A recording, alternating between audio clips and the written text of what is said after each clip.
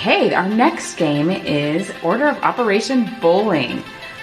So to play this game, you will need a game board with all the pins to 10, and your partner will also need a game board as well as counters and 4 dice. Player number 1 rolls the 4 die and then writes their numbers down. I got a 1, 6, 3, and a 6. Player number 2, it's your turn. You got them? I then roll mine and write down my numbers. Crazy! I have a 6, a 3, a 1, and a 6. I think they're similar. That is so interesting. Down your 4 numbers, you can do an order of operations set.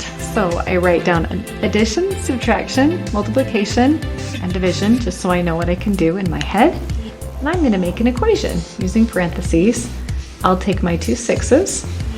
I will have 6 plus 6, and then I will have 3 subtract 1, and I'm going to decide to subtract them. So I'll have 12 minus 2 equals 10.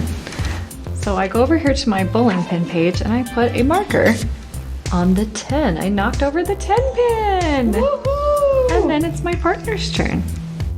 Okay.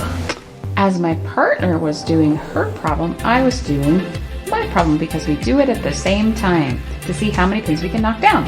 I did 6 plus 3, which equals 9, and 6 plus 1, which equals 7, and then I subtracted 7 from 9, getting 2, and so I covered up my 2 pin. All right, so you keep going with these same numbers that you rolled to make an order of operation equation.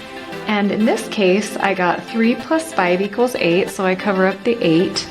And then you continue to go with your scratch paper doing equations with these same 4 numbers until you have knocked down as many pins as you can.